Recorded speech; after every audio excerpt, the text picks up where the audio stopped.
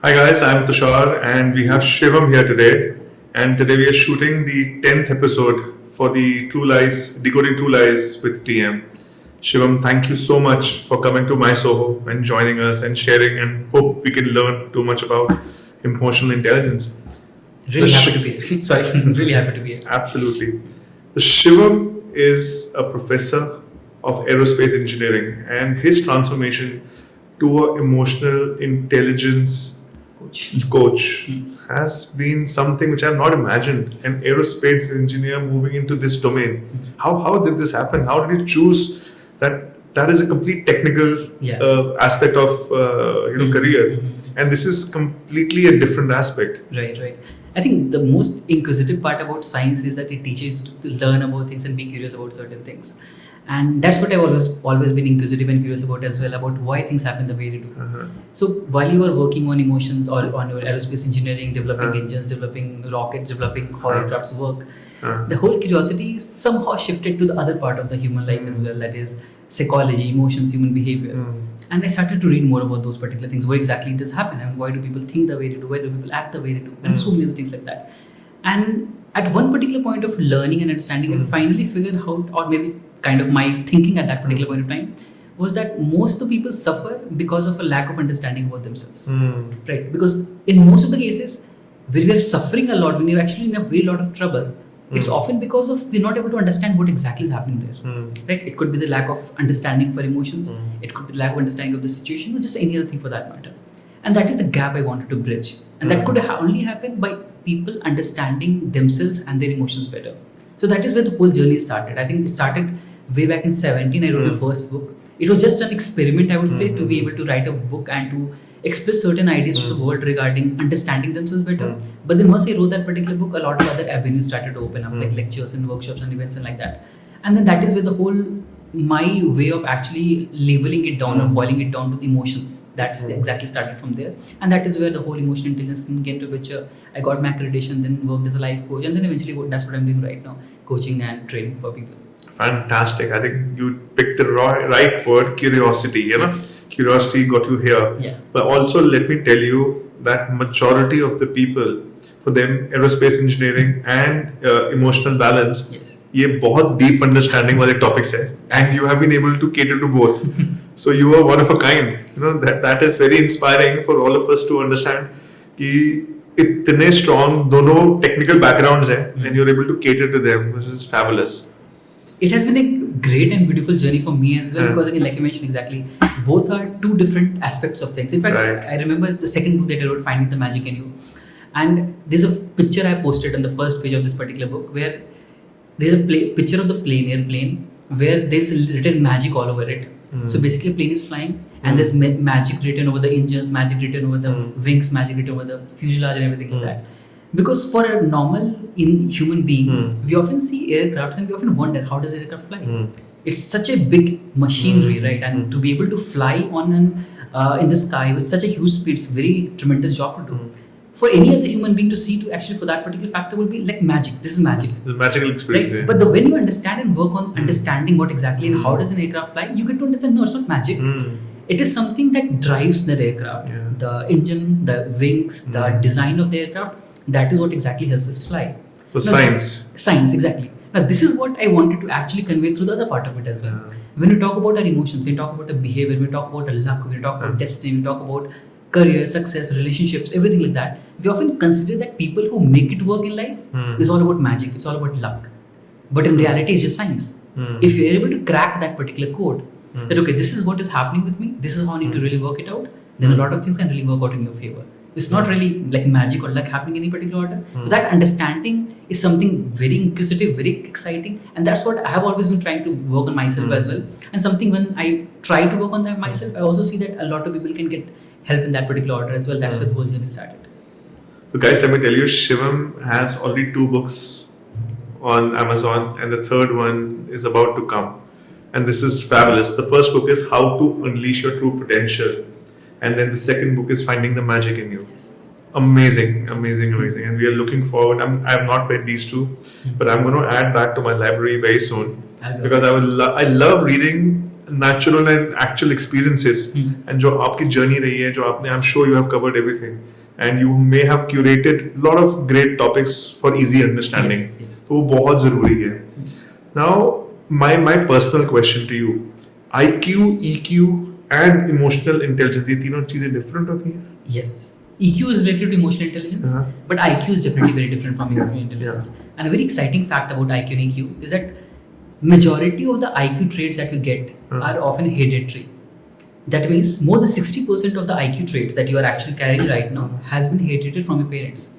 That means if you're a genius, you need to thank your parents, not yourself. Okay. But when you talk about EQ, that is something you learn with time, you observe with time, and that can happen at any particular age. While EQ tend to be constant after a particular point of time, like you cannot develop your EQ at this particular point, at this particular age, because now it's already been set up. But EQ, you can learn that at any particular age. So it all depends on you and what exactly are the efforts you really want to make it work. So yes, emotional intelligence, emotional quotient is all dependent on how actually you're wanting to work on yourself, how willingness you develop and you actually build up to be able to understand your emotions, work around those things, and working on how you respond better to emotions rather than reacting impulsively to them. And of course, it changes a lot of, it changes the entire fortune of your life. So it's a very important field, obviously. So I think मेरा एक personal belief है कि EQ is more powerful than IQ because the way we behave, the way we conduct, and the way we handle situations, the way we build our relations, and the way we react. Yes. It's all dependent on EQ. Absolutely. That अगर मैं exam में नहीं pass हुआ या I am unable to crack a deal, how do I emotionally transfer that to my own being? Yes. And how do I transfer that energy to the people around me is going to actually change the way how we solve that problem in future. True. So that is what my belief is, and 100% true. it makes it really interesting for you to have you here and help me understand even deeper. Right. अब आप emotional intelligence की बात कर रहे हैं, how it can build, affect relationships. Now relationships can be about interpersonal relationships at home, between parents, between children, between spouses, or relationships which we have at work, between our clients, between our employees, and between our colleagues. तो ये सारे जो relationships है ना, ये रोज कहीं ना कहीं हमें एक battle की तरह हम we are always struggling with either some of them. Yes. So what is your take on it, and I want to just understand that how important it is to handle all this. Right. I think everywhere, be it romantic relationships or personal relationships or relationships that you share with the colleagues as well. Understanding what exactly are you willing to contribute onto it will play a very important role in how you actually manage it. काफ़ी बार again वहाँ ये भी होता है कि हम एक इम्बैलेंस क्रिएट कर लेते हैं कि हम कितना ही डिवोट करना चाहते हैं और क्या रिजल्ट उसके एक्सपेक्ट कर रहे होते हैं. For example, very simple example I'll give you that let's say that I'm a very hardworking person. Just an example, I'm a very hardworking person, so I'm constantly devoting a lot of time to my work. That means I'm giving a lot of my time, energy, focus onto that particular work. And then suddenly I go to my partner and then I want to also expect the same amount of result जो मुझे work से मिल रहा है. But on the other hand, I'm not exactly devoting that much time, energy, focus onto my partner, towards my partner. But I'm expecting the same result, that I'm doing so much work. Respect me, care for me, love me the way everyone is supposed to love me for that matter. But reality में the efforts I'm putting onto my job versus the efforts I'm putting onto the relationship, two different things. But somewhere in my head, because of my ego, because of my belief system, I'm expecting the same result out of those two things. So wrong expectations. Wrong expectation. Where does it come from? It comes from because somewhere हमें लगता है कि ये जो particular चीज़ हम जिस तरह मेहनत कर रहे हैं वो हमें result बाकी जगह पे देते जाएगा. But reality it doesn't happen that way. For example, if you're great in studies and if you do not put in the energy at sports, you will not be great at sports. If you're good in studies, you're good in studies. That's great. You're going to do good things in life.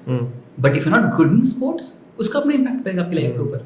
तो इसका मतलब ये नहीं कि आप अच्छे से पढ़ाई कर रहे हो, इसका मतलब स्पोर्ट्स में भी अच्छे हो जाओगे. पढ़ाई कर रहे हो अच्छी बात है, स्पोर्ट्स कर रहे हो उसमें भी अच्छे हो जाओगे साथ साथ. Same goes for relationships.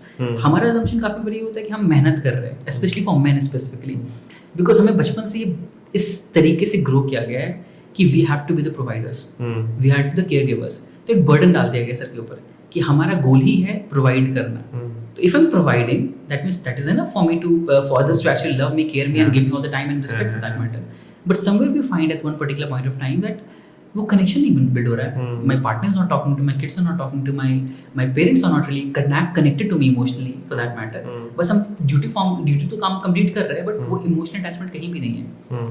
तो वो पॉइंट समझना बहुत जरूरी है कि आप कितना एफर्ट किस चीज़ के लिए कर रहे हो, एक्सपेक्टेशंस क्या सेट कर रहे हो, so that at least you realise कि मुझे कितना किस चीज़ को बैलेंस करना है. वरना क्या होगा कि आप 100% 90% एनर्जी कहीं डिवोट कर रहे हो, 10% कहीं और कर रहे हो और रिजल्ट एक्सपेक्ट कर रहे हो कुछ और हो जाए. सो that understanding is very clear and that is coming from personal level. ऐसा नहीं होगा कि ज़रूरी है कि आप 100% रिलेशनशिप में ही दो या 50% रिलेशनशिप में दो, आपकी पर्सनल चॉइस है वो चीज़, but then expect the same kind of result ताकि आप उसको बैलेंस कर सको.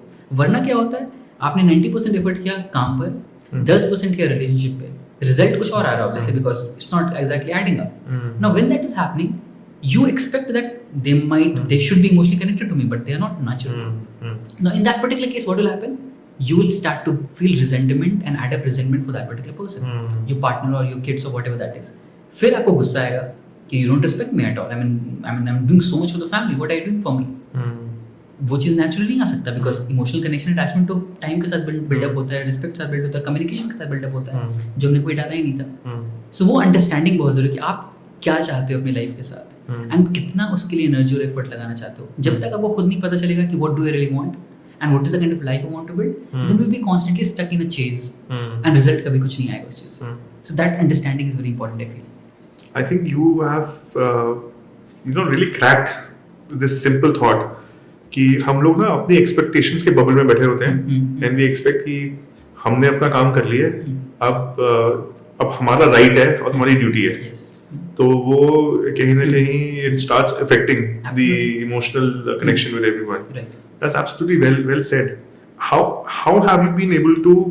So you do coaching also, and you do one-to-one, sessions also with people Yes. and help them out in their situations. Yes.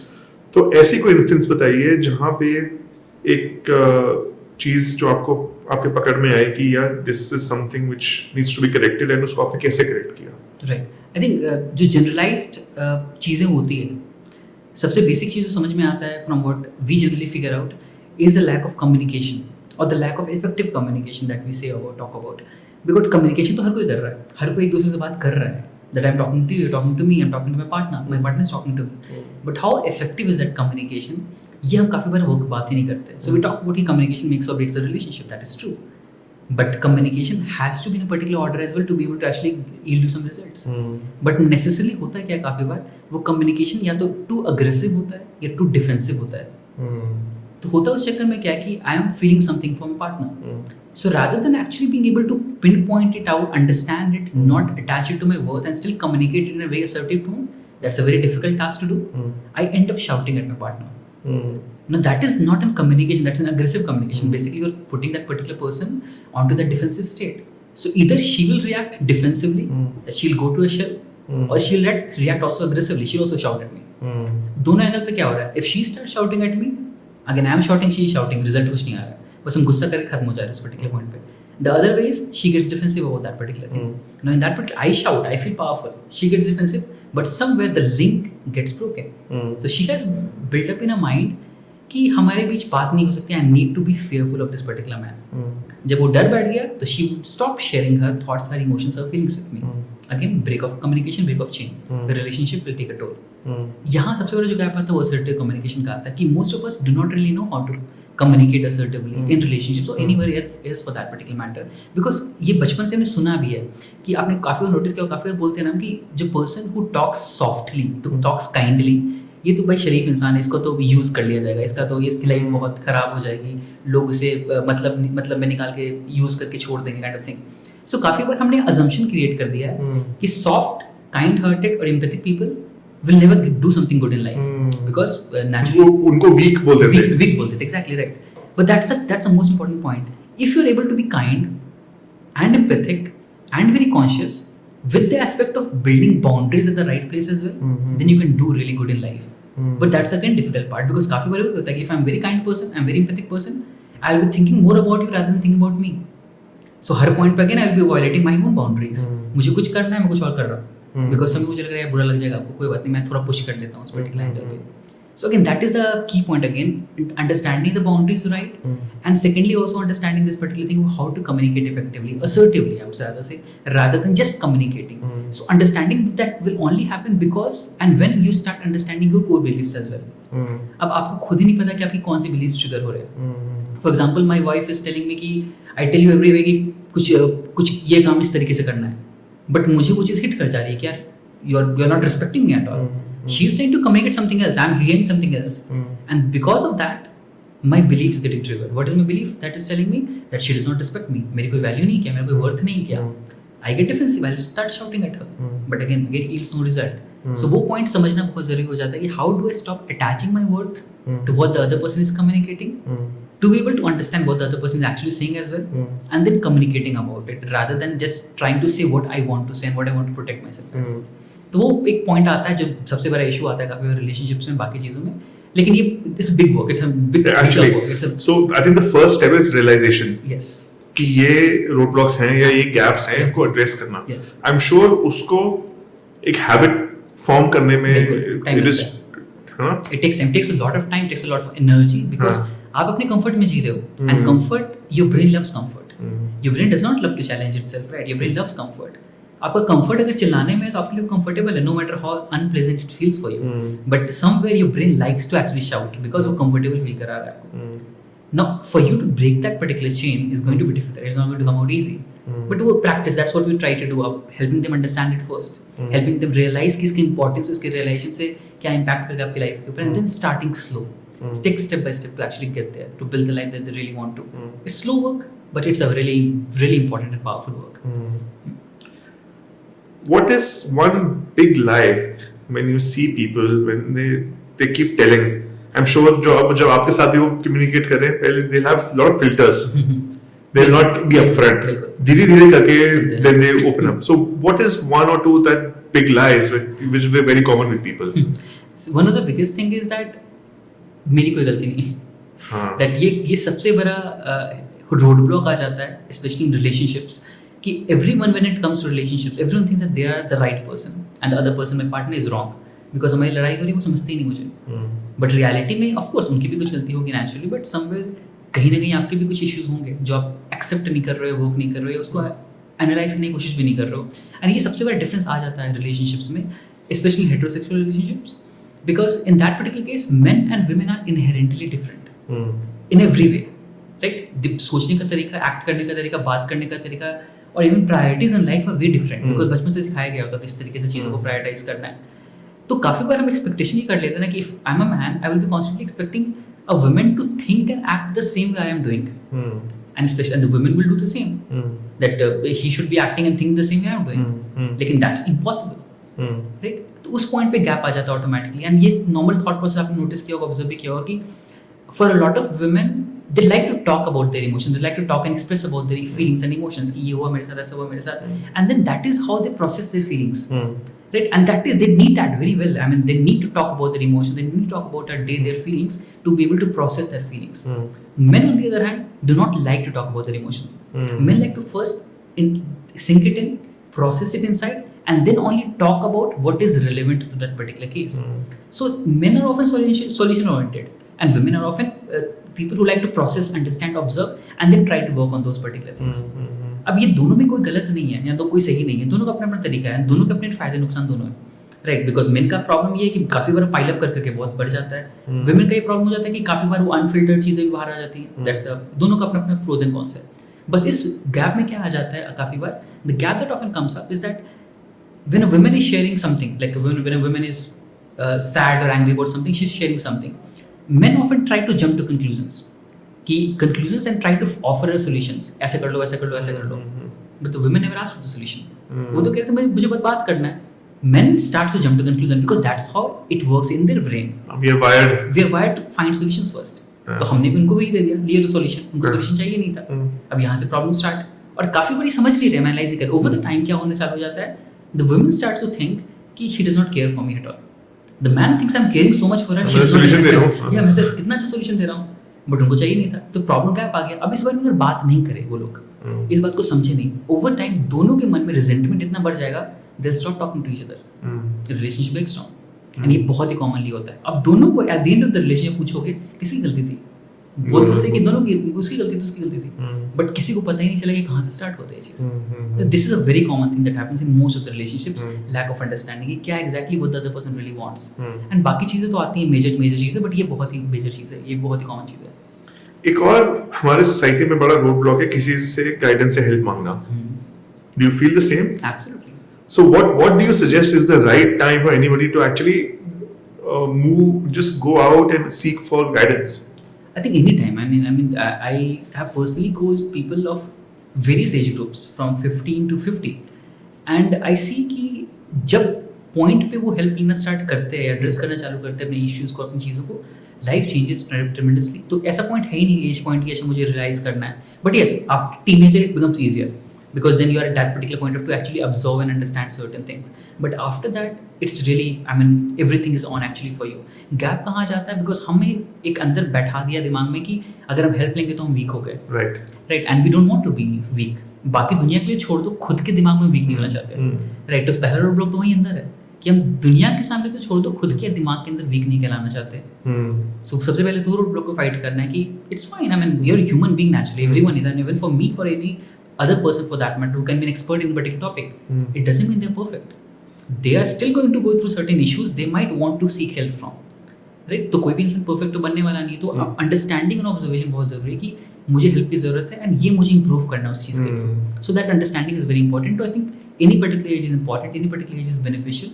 बस वो realisation होना चाहिए कि I should be ready. Because अगर रियलाइजेशन नहीं होगा कि I should be asking for help, then you would constantly be blocking it.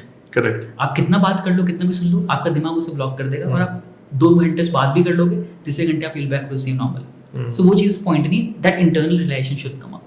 So apart from the age, so obviously age is not a barrier. Yeah. There could be situations in a person's life at any age of life. However, उस बंदे को कोई तो एक clue मिलना चाहिए यार. Now I may be 40, I may be 50. Yeah. And ये सिचुएशंस मेरे साथ हो रही हैं. अब मुझे ये एक हेल्प चाहिए.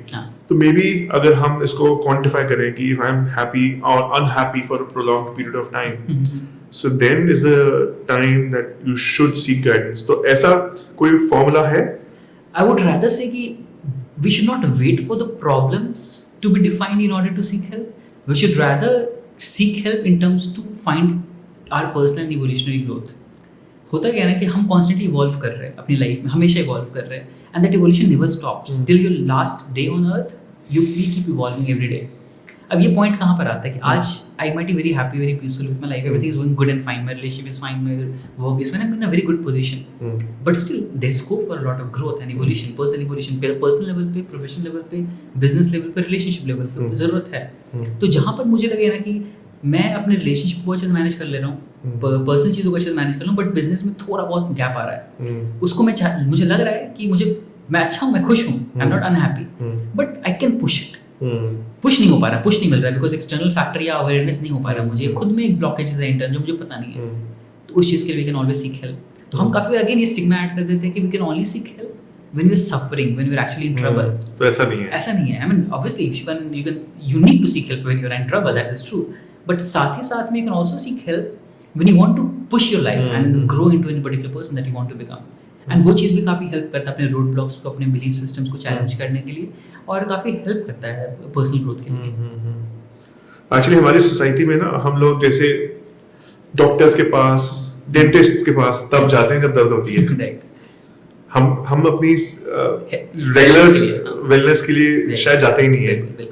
तो ये भी इस तरह में I think we all keep ignoring and we all keep it until it starts like a pent up हो जाता है, जब तक उसके बाद हम सोचते हैं. आई थिंक ये भी प्रॉब्लम उस चीज़ का ना कि हमारा पिछला जनरेशन, आज तो फिर भी बहुत सारे काफ़ी good chunk of people are still living a good life, decent life.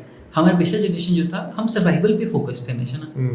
हमारे पास पैसा उतना ही था कि स्कूल बच्चे को भेज दे, राइट. थोड़ा बहुत कभी साल में एक बार ट्रेन से घूम के आ जाए, राइट. बहुत बड़ी चीज़ थी वो भी. हम अगर हम पेरेंट्स की बात करें तो बहुत ही उतना हम कभी लग्जरियस लाइफ की बात तो बहुत सर्वाइवल, हम सर्वाइव कर रहे थे constantly day to day basis पे. उस पॉइंट पे इन चीज़ों पे फोकस कर पाना is a big thing, right. तो because it involves money, time, effort and सोच as well, which you never get to that particular position, right. तो आई थिंक वो टाइम के साथ भी आता है कि आप जब तक सर्वाइवल से बाहर नहीं निकलोगे तब आप सोच नहीं पाओगे मुझे क्या जरूरत है क्या नहीं जरूरत है। बट फिर भी सर्वाइवल पे एक्चुअली आपको ज्यादा जरूरत है उस चीज की, बट रियलाइजेशन नहीं था, अवेयरनेस नहीं था, बहुत सारी चीजें थी। अब चीजें बेटर हो रही है, people are aware of lot of things, they try to work on themselves even at survival sake and even while they are trying to grow as well. तो वो realisation is I am very happy कि after Covid specially awareness काफी बढ़ गया है इस चीज के लिए एंड पीपल आर एक्सेप्टेंस भी बढ़ चुका है, people are willing to work on those things. I hope you understand that हमारे जो अर्थ है एंड वर्ल्ड है उसमें there are humans and there are animals. And then when we talk about any animal, तो हर एनिमल का ना एक behaviour pattern है एंड चाहे आप कोई भी उठा लो उसके अपने एक डिस्टिंक्टिव कैरेक्टर है। बट अगर हम ह्यूमंस को क्लासिफाई करें, ह्यूमंस के हर डिफरेंट कैरेक्टर्स में कोई एनिमल फिट होता है। तो अगर मैं आपसे एक रैंडमली पूछूं कि एक emotionally intelligent and balanced and happy कोई एनिमल हो फॉर अ रेफरेंस पॉइंट जो ह्यूमंस इमेजिन कर सकें कि हाँ this is something which we should learn from. Which animal would you? Ideally, I would not suggest anything like that. Why so? Because I tell you, we are way more evolved than animals. In lot of significance, way more evolved.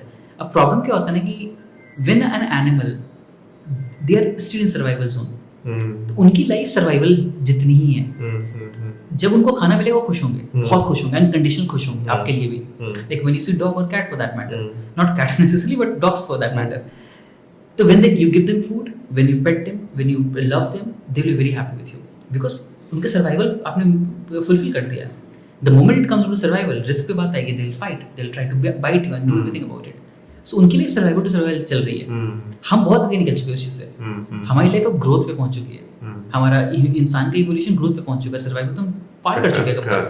अब उस part पे although yes as a comparison necessarily is true कि हम देख सकते हैं generally कि बहुत सारे एनिमल्स को कि how mindful they are, like how mindful they are. खाना मिल रहा है तो खाना ही मिल रहा है, मोबाइल नहीं चल रहा है या कुछ और फोकस दिमाग में कुछ और नहीं चल रहा है कि ऐसा चल रहा है वैसे चलना चाहिए वैसे चलना चाहिए। इट्स एज सिंपली दैट खाना मिल गया, खुश है, एक पर्टिकुलर नीड फुलफिल हो गया। ये चीज because I think it's a byproduct of intelligence as well. That when you're actually intelligent beings, you will always try to push yourself out of the comfort zone. You always try to get out of where you're right now. Constantly try to grow. उस aspect में ये आ जाता है कि आप कभी खुश नहीं रहोगे, सेटिस्फाइड नहीं रहोगे, पुश करते रहोगे। बट वो बैलेंस क्रिएट करना बहुत जरूरी हो जाता है फिर, बिकॉज एक पार्ट ये भी आ जाता है अगर आप बहुत खुश होगे अपनी लाइफ से तो आप ग्रो नहीं करोगे, इट्स ट्रुथ। लेकिन आप बहुत ग्रो करोगे तो भी खुश नहीं रहोगे। तो बैलेंस सीक आउट करना जरूरी है कि हम कैसे राइट बैलेंस सेट करें, we are able to actually be satisfied, peaceful with where you are right now and then constantly push yourself कि हम ग्रो भी करते रहे। और वो राइट बैलेंस आपकी पर्सनल कंडीशनिंग से आता है। सबके लिए अपना अपना है वो चीज़। For example for you may be आपको बहुत खुशी तब मिलेगी जब आप बहुत जल्दी स्केल अप करोगे लाइफ में, because that's what you have been condition to think and grow and age. मेरे लिए डिफरेंट है, मैं कंपटीशन, मुझे लेट्स से कि मुझे कंपटीशन नहीं पसंद है, मुझे अपना पीसफुल स्लो स्पेस से चीज़ें पसंद है, ग्रोथ। लेकिन मैं खुश हूँ उस चीज़ से, that will be my definition of happiness और awareness. So that is again personal choice है। तो उसके लिए अपनी कंडीशनिंग को समझना बहुत जरूरी है, आवर बिलीफ सिस्टम। बिकॉज हम जो इंसान बने हैं, we were born with an empty slate, apart from the DNA, apart from the genes जिसने हमें बनाया था जिस तरीके से, a major chunk of who we are is a sum of our conditioning of environment. तो हमें जिस तरीके से बड़ा किया गया, ग्रो किया गया है, वो हमें डिफाइन करता है, राइट? अगर हम, if I was born in Punjab, I will speak Punjabi. If I was born in Maharashtra, I will be speaking Marathi. Just conditioning, nothing else. I was never born to speak Marathi or Punjabi for that matter. ये conditioning का aspect है। Same way अगर मुझे बचपन से सिखाया गया कि अपने फादर को सिर्फ बात नहीं करनी उतने कॉर्डियल लेवल पे, और किसी और को दोस्त को सिखाया गया जहाँ पे वो बैठ के कुछ भी कर सकते हैं बात अपने पेरेंट्स से, they will learning to that, do that, I want people to feel comfortable to do that.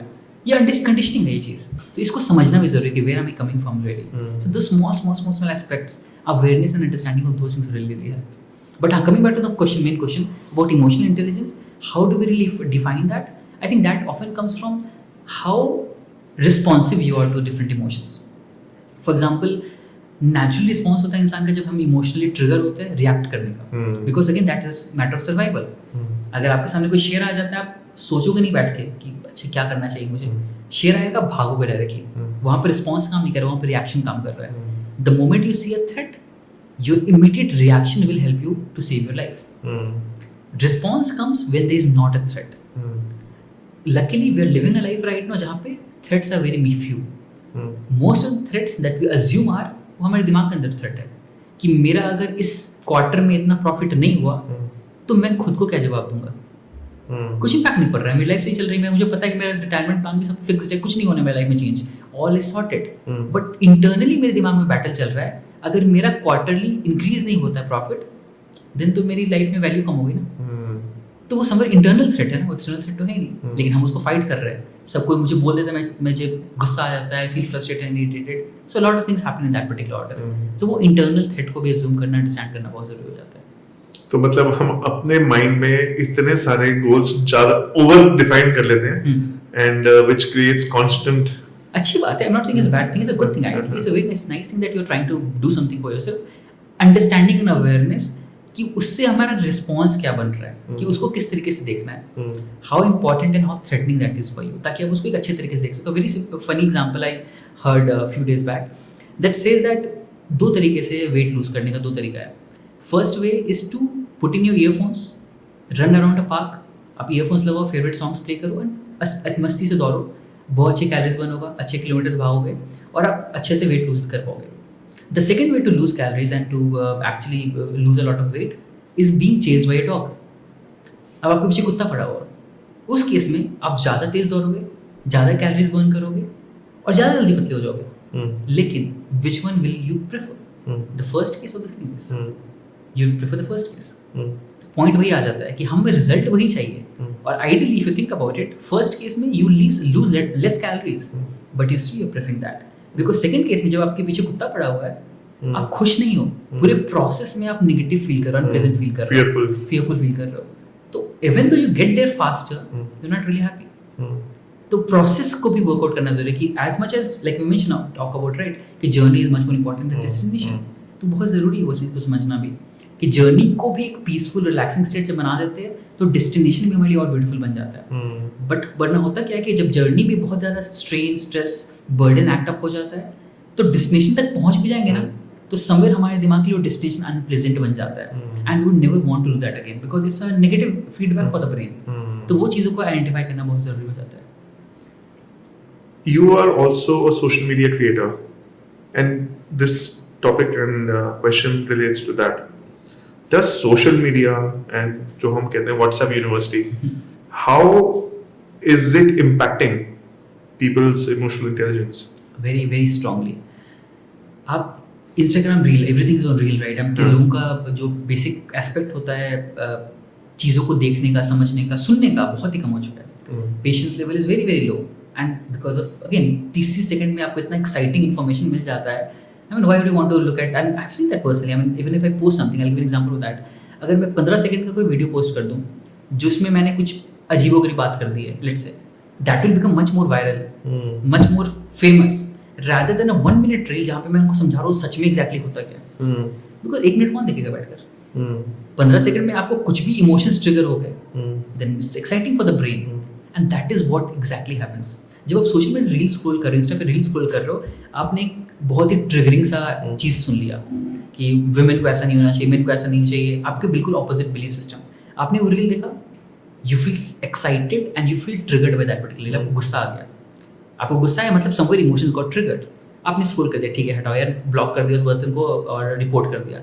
अगला रील पे जाते हो, वहाँ पे क्यूट सा पपी आ गया, अब आप खुश हो रहे हो, you feel very happy and nice and good. अगला रील आता है, फिर से कुछ गुस्से वाला चीज़ आया, अगला रील आता है, उसके बाद फिर से थोड़ा you feel happy and good and satisfied. What is happening in your brain?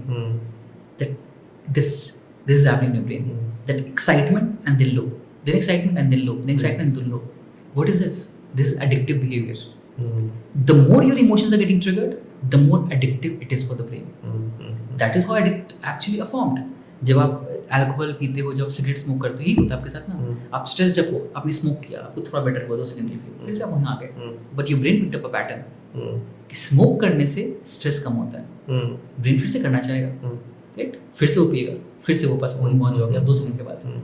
Same thing social media, the more you scroll the more you get addicted to social media because इतना सारे emotions trigger हो रहा है, because सारे तो opinions है, क्या fact है क्या रियलिटी है आपको क्या पता, आपके तो इमोशंस ट्रिगर हो गए ना, and that is why you see social media पे the only way to get viral on social media is to put out content which makes you triggered, not exactly factual और not exactly informative. Trigger कर दो लोगों को, result मिल जाता है, तभी वो बहुत ही फ्लैशी, बहुत ही स्ट्रॉन्ग हेडलाइंस डाल देते हैं, इनकन्वीनियंट, अनकंफर्टेबल, बहुत सारी चीज़ें डाल देते हैं.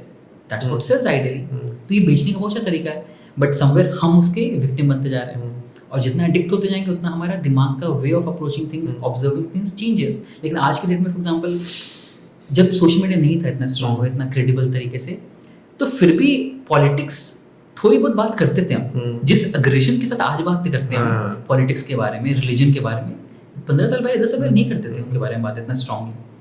राइट, आज करते हैं कि बहुत ही गलत है, बहुत ही घटिया लोग हैं, बहुत ही घटिया चीज़ है, बहुत ही घटिया सिस्टम है. पहले था ठीक है, गलत कर रहे हो लोग, खत्म हो गई बात वहीं पर. अब क्या हो रहा है कि आप बिलीव करो, let's say you are pro BJP और anti BJP, whatever you are, and you what you saying is आपको बार बार वैसे ही रील आ रहे हैं. वो रील क्या कर रहा है, आपके बिलीफ सिस्टम को और स्ट्रॉन्ग करता जा रहा है विद टाइम. आप ऑलरेडी चीज़ में बिलीव कर रहे थे और मैं आपको बार बार वैसे प्रूफ डालते जा रहा हूँ आपके बिलीफ को स्ट्रॉन्ग करने के लिए. What is happening around, you stuck up, your belief gets stronger and stronger. जितना बिलीफ स्ट्रॉन्ग होगा उतना स्ट्रॉन्ग आपका रिएक्शन आएगा. That's what social media knows. तभी तो एड्स जो हमारे आते हैं बार बार, जब आप कुछ किसी का अमेजोन पे कुछ शॉप करने का देख रहे हो, उसके एड्स आपको आने लग जाएंगे इंस्टाग्राम पे, फेसबुक पे, हर जगह. सेम चीज़ अगर आपने एक वीडियो देख लिया किसी पर्टिकुलर तरीके का, उस तरीके की वीडियो को बार बार आने लग जाएंगे. Instagram knows, social media knows how to keep you hooked. We don't know. So हम फंसे रहते हैं उस लूप में. तो उसको अवेयरनेस बहुत जरूरी है, वरना हम we keep us stuck in that unconscious and subconscious loop. But this is powerful also and dangerous also. Yes. The way you use it matters. The way, Yeah. Tell me about your first book. You wrote it 7 years ago. Yes. And आज आप अपनी third book पे हैं. Hmm. When your first book you wrote, what was in your mind that what I want to share? And then how was it accepted? Right. So the first book, I was still working as an aerospace engineer. I was still completely into my research and everything. And the whole only goal of this first book, How to Unleash Your True Potential, was to help them understand themselves better. Right? And with the limited knowledge of what I had, obviously. I mean, अगर मैं आज खुद बोलूँ कि मैं क्या था 7 साल पहले, was आज मैं, I obviously know better than what I knew 7 years back. उस वक्त जो मुझे पता था, I wanted to share that with the world. And that is what exactly I did. And luckily and good enough that people liked that particular book. Because of simplicity of the words, simplicity of the language and various other things. So it got pretty well accepted by people. A lot of people read it. A lot of many thousand copies got sold and everything. And that is where the whole journey started. I was never destined to become this what I am today right now. I was always destined to become. So my goal always had been to become a teacher. And not only professor तो बस I became. I wanted to become a primary school teacher because I have always seen growing up कि teacher अच्छे नहीं होते हैं. बचपन से देखा गया ना कि टीचर तो रट्टा मरवा रहा है बैठ के, पढ़ाता कौन है. और I was always curious about science. तो मुझे लगता है यार कोई पढ़ा क्यों नहीं रहा अच्छे से. तो मेरा थॉट आ चुका था मुझे टीचर बनना है, प्राइमरी स्कूल का टीचर बनना है, कि मुझे बच्चों में वो एक डालना है क्यूरियोसिटी का सीड, कि वो सोचना चालू करे रादर देन रट्टा मारे बैठ कर नंबर ले आए, जो बहुत ही कॉमनली दिखता है हमें. But I wanted to do that. So I was always curious towards teaching. And इस अप्रोच में मुझे वो पाथ भी मिल गया, पढ़ाने का, समझाने का, वर्क करने का. So I got driven into that particular path. Aamir Khan की याद आ गई है 3 years से, है ना? That was a pretty inspiring movie as well. I think maybe that also added up to my I sister. think it was similar time only, probably. Yeah. थोड़ी पहले आई होगी. I was in class 10th or 11th, I think, at that time. Yeah. And what is the difference between the 4 topics covered in your first book and your second book? How to Unleash Your True Potential, that's first book. It was more about how to scale yourself, how to push yourself from here to here by certain techniques, strategies, understanding, and this and that. The second book is Finding the Magic in You. That means how to love yourself here, how to accept yourself here, rather than pushing yourself, which is actually very important. The second goal was to be in touch, be it in actual agreement with who you are as a person. Because काफी बार वो जरूरी होता है. जब तक आप खुद को एक्सेप्ट नहीं करोगे ना, तब तक आप पुश नहीं कर पाते खुद को कुछ और अचीव करने के लिए. और करते भी पुश हो बहुत ही नेगेटिव इमोशन के साथ करते हो, तो whole journey becomes very difficult as well. So that was the whole point of it, how to understand yourself better, how to love yourself better, and how to care for yourself in ideal ways. Not only कि जो हम देखते हैं self love का definition Instagram पे, right, go for massages, go for travel, go for eat good food, which are important definitely, but the inner thing as well, how to understand your emotions, how to understand your belief, how to understand your thoughts. तो वो process था, वो second book का goal था. Actually, it's very important for people to realize that how do we pamper ourselves and how do we pamper our soul. Yes. And हम उसको ना luxury and उसमें ले लेते हैं. बिल्कुल. But there are so many things in our mind which we need to balance. बिल्कुल, absolutely. And would you disclose that what is the topic of your third book? Of course, a lot of third book. Yeah. Title I have not yet decided, but topics. We'll be covering on emotional intelligence as such, as in, again, the goal again is to help you understand your brain better. So that's what I always try to work around, कि जब आप अपने दिमाग को समझना चालू करते हो ना, तो आपके लिए अपनी एक्शंस को चूज करना बहुत आसान हो जाता है. बिकॉज नॉर्मली क्या करते हैं, मुझे अगर बॉडी बनाना है, मुझे बाइसेप्स अगर बिल्ड करना है, मुझे बहुत आसानी से पता है कि मुझे जिम जाना है, बाइसेप्स में इतने सेट्स लगाने हैं, मेरे बाइसेप्स बन जाएगा, इतना प्रोटीन लेना है, इतना खाना खाना है, इतना कैलोरीज कार्ब्स नहीं खाना है, I'll get the biceps that I really need. कितना आसान है. That is an organ. I work on that organ, I get the result I want. The moment it comes to brain, we are all clueless. होता क्या है दिमाग में? Ideally, आप notice करोगे कि majority of people do not really know what happens in the brain. क्या हो रहा है, क्यों हो रहा है, कैसे हो रहा है, कि इमोशंस आ कहाँ से रहे, इमोशंस कोई मतलब भी है क्या? इमोशंस को तो हटा देना होता है, रिजेक्ट कर देना होता है ना, हमें तो पॉजिटिव फील करना होता है ना constantly. So that's the gap I want to bridge through better understanding of our brain. So जो सबसे पहला गैप आता है हमेशा ये कि हम कह देते हैं ना ये पॉजिटिव इमोशंस है, नेगेटिव इमोशंस है. हमें पॉजिटिव इमोशंस फील करना है, सिर्फ पॉजिटिव इमोशंस फील करना है, और नेगेटिविटी को दूर रखना है. No negative vibes, no negative emotions, no negative feelings. That's the biggest problem and blunder we do ideally. Negative emotions are actually more important for your brain and body than positive emotions. Because that's what helps you survive, and that's what helps you to understand what really needs to be worked around. हम क्या करते हैं, उसको हटा देते, side में कर देते हैं. बट साइड होता नहीं, अंदर दबता जाता है. It piles up and comes out very strongly. And then it changes our behavior, belief system, identity को change कर देता है. So that's the gap I want to basically bridge. Actually, negative emotions वो होते हैं जो खुद को पसंद नहीं है. हाँ, exactly, unpleasant emotions. जो चलो उसको साइड करो. Side करो, right. No negative vibes. Right. I really hope जो आपकी थर्ड बुक है उसमें आप लाइव एग्जांपल्स जैसे आज आपने दिए ऐसे एग्जांपल्स उसमें आप बिल्ड करें, एंड देन उसमें realisation is really fast because people then say कि यार ये तो हाँ I have been through this. जब आपने बोला कि हाउ पीपल रिएक्ट, एंड जब आपने एक हस्बैंड वाइफ के बारे में बात किया कि men are solution oriented and women are just seeking conversation, and दोनों अपनी जगह ठीक थे but it resulted into conflict. So these are live examples. If you can share that in your third book, and that will be more crisper for dummies like us to realize कि हाँ यार ये तो सबकी life में ये challenges हैं, और ये challenges नहीं है, ये तो हम easily solvable चीजें हैं. So probably we can become better people and Point taken. I'll do that. manage our work and life better. I see, that's the point. Again, ये चीज I just want to add up one last thing. Everyone is actually good at something than us. For example, like one thing I mentioned, that कि relationship आप ज़्यादा time दोगे तो आप अपना relationship अच्छा होगा. But ये इसके साथ एक acceptance भी लाना जरूरी है कि if I'm the person who is balancing those two things, काम को और relationship को, because it comes naturally to me, then that is 100% guarantee or certainty that someone else who is devoting 90% of the time onto their job will be much more successful than me in terms of money or power or fame. Because naturally बात है, मैंने 50% effort लगाया, उसने 90% effort लगाया, तो naturally वो successful हो जाएगा. But it's for you to actually understand and not compare yourself with them, because उनकी लाइफ का ड्राइविंग फोर्स कुछ और है, आपका कुछ और है. तो वो गैप भी अंडरस्टैंडिंग बहुत जरूरी हो जाता है कि हम कैसे खुद को असेस करें, जज करें और ग्रो करें उस एंगल पे. Fabulous. I think this is a beautiful podcast जहाँ पे हमें realize होता है कि how emotional intelligence plays such a vital role in our day-to-day conduct, and how do we balance it out with society, with work and with relationships. I thank you so much, Shivam, for coming to my Soho and sharing your beliefs and how you can help us become better in our minds. And thank you so much. It's a pleasure hosting you. Thank you so much for having me. It was really great. And we look forward to adding your books in our library, and we will wait for the third one to be live. Surely. Thank you for coming to my Soho. Thank you so much for having me. Thank you.